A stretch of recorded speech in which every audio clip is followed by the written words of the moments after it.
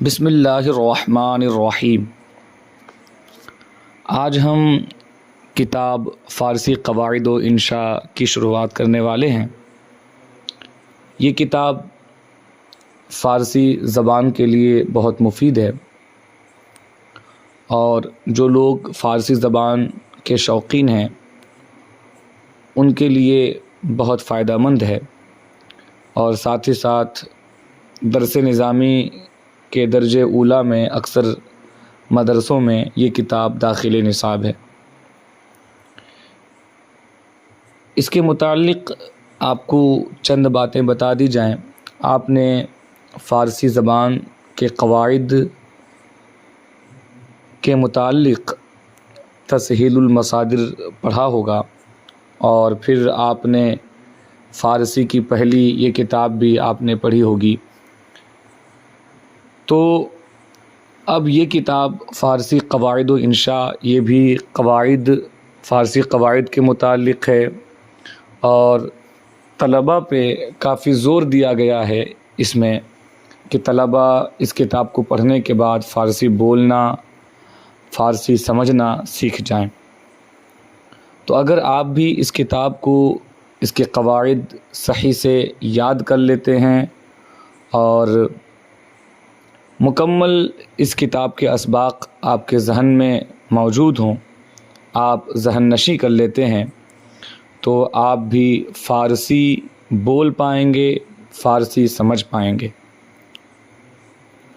اور فارسی سمجھنا بھی بہت ضروری ہے، اس لیے کہ آج بھی بہت سی ایسی کتابیں ہیں جو زبان فارسی میں ہے، اور فارسی زبان بہت میٹھی زبان ہے، اور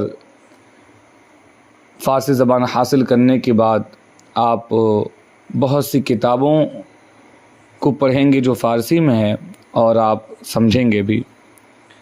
جیسے علامہ شیخ سعدی شیرازی علیہ رحمہ کی کتابیں، اور فتاوی رضویہ شریف میں کئی ایسے سوالات جو فارسی میں موجود ہیں۔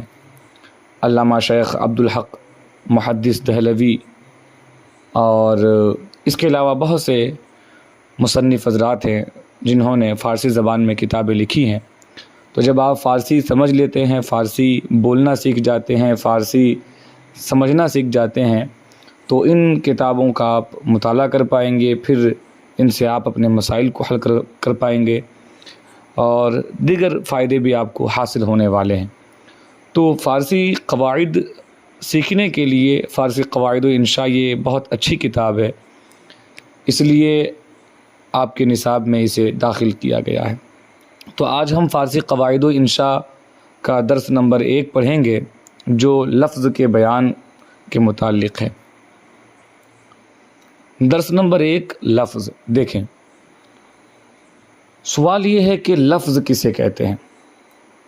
تو آپ دیکھیں گے کتاب کی شروعات میں لکھا ہوا ہے، ہم ایک دوسرے سے باتیں کرتے ہیں، بات کرنے میں جو آواز منہ سے نکلتی ہے اسے لفظ کہتے ہیں۔ جیسے کہ میں بول رہا ہوں، میرے منہ سے آواز نکل رہی ہے، یہ آواز جو آپ سن رہے ہیں، سمجھ رہے ہیں، یہی لفظ ہے۔ اب پھر لفظ جو بولا جاتا ہے، یا تو اس لفظ کا معنی ہوتا ہے یا پھر اس لفظ کا معنی نہیں ہوتا۔ مثلا میں جو بول رہا ہوں اسے آپ سمجھ رہے ہیں کہ ہاں فلاں چیز کا معنی یہ ہے، فلاں چیز کا معنی یہ ہے۔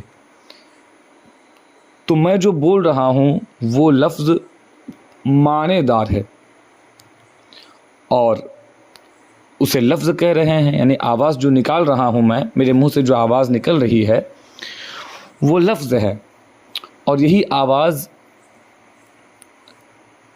بچے کے منہ سے بھی نکلتی ہے، تو وہ آواز بھی لفظ ہے۔ البتہ جو بچہ بولتا ہے اسے آپ سمجھ نہیں پاتے ہیں، اور میں جو بول رہا ہوں اسے آپ سمجھ رہے ہیں،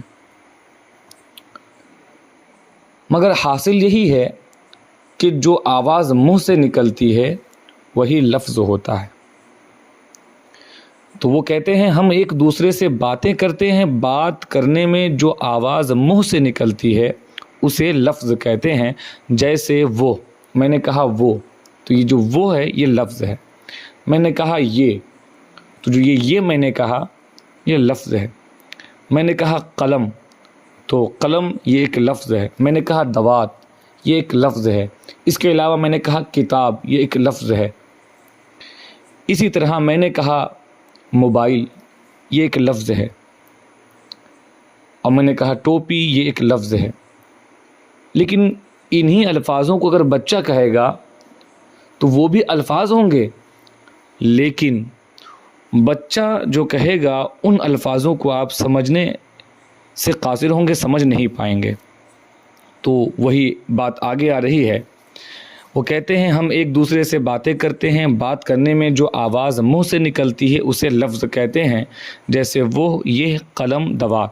کتنا آپ سمجھ گئے؟ یعنی کہ لفظ جو انسان کے منہ سے آواز نکلتی ہے اسے کہتے ہیں، یعنی اسے لفظ کہتے ہیں. اب یہ بھی جان لینا چاہیے کہ لفظ دو طرح کے ہوتے ہیں. جیسا کہ میں نے بھی کہا تھا، لفظ دو طرح کے ہوتے ہیں. ایک وہ جس کے کوئی معنی ہوں، اور ایک وہ جس کے کوئی معنی نہ ہوں. جیسے کتاب وتاب، روٹی ووٹی، قلم ولم. تو دیکھیں مثلا میں جو کہہ رہا ہوں کتاب، وہی کتاب اگر بچہ بولنا چاہے تو وہ ہو سکتا ہے کتاب نہ بول پائے، وتاب بول دے. تو میرے منہ سے جو آواز نکلی وہ لفظ ہے، اور اس بچے کے منہ سے بھی جو آواز نکلی وہ بھی لفظ ہے. لیکن دونوں لفظ میں فرق ہے. میں نے جو لفظ کہا اس سے آپ معنی سمجھ پا رہے ہیں، اور بچے نے جو لفظ کہا اس سے آپ معنی سمجھ نہیں پا رہے ہیں. تو اب لفظ کی دو قسمیں کہی گئیں. ایک وہ لفظ جو معنی دار ہوگا، معنی والا ہوگا، اور دوسرا وہ لفظ جس کا کوئی معنی نہیں ہوگا. جیسے کتاب، یہ معنی والا لفظ ہے. جب میں کتاب کہوں گا تو آپ سمجھ پائیں گے کہ ہاں کتاب کوئی چیز ہے. اور جب میں کہوں گا وتاب تو آپ سوچنے میں پڑ جائیں گے، سوچیں گے کہ وتاب کیا چیز ہے. جب میں کہوں گا روٹی تو آپ سمجھ پائیں گے کہ ہاں روٹی کھانے والی چیز. لیکن اگر کہا جائے ووٹی اس کے مقابل میں، تو آپ بولیں گے یہ ووٹی کیا چیز ہے. تو وہی کہہ رہے ہیں کہ کتاب وتاب، روٹی ووٹی، قلم ولم. ان مثالوں میں کتاب، روٹی اور قلم، یعنی جن کا معنی آپ نے سمجھا، اس لفظ کو موضوع کہیں گے. کیا کہیں گے؟ موضوع. دیکھیں ان مثالوں میں کتاب، روٹی اور قلم معنی دار لفظ ہیں، اور وتاب، ووٹی اور ولم معنی دار نہیں. اس طرح دونوں کے الگ الگ نام بھی ہیں. جس لفظ کا کوئی معنی ہو، جیسے روٹی اس کا معنی ہے، جیسے ٹوپی اس کا معنی ہے، جیسے قلم اس کا معنی ہے، کتاب اس کا بھی معنی ہے، تو ان الفاظ کو کیا کہیں گے؟ موضوع کہیں گے. اور جس کا کچھ معنی نہ ہو اس کو مہمل کہتے ہیں. تو آپ نے سمجھا کہ انسان کے منہ سے جو آواز نکلتی ہے وہ لفظ ہوتا ہے. اب جو آواز نکلی، یعنی کہ جو لفظ باہر آیا، اب وہ لفظ دو طرح کا ہوگا. یا تو وہ لفظ معنی والا ہوگا، یا وہ لفظ معنی والا نہیں ہوگا. اگر لفظ معنی والا ہے تو موضوع ہے، اور اگر لفظ معنی والا نہیں ہے تو وہ مہمل ہے. آگے دیکھیں، اوپر کی مثالوں میں کتاب، روٹی اور قلم موضوع ہیں، وتاب، ووٹی اور ولم مہمل ہیں. اب آسانی کے لیے دونوں کی الگ الگ تعریفیں بھی لکھی جا رہی ہیں. تعریف کیا ہے؟ وہ کہتے ہیں، جیسا کہ ابھی کہا گیا، موضوع. موضوع ایسا لفظ ہے جس سے کوئی معنی سمجھ میں آئے.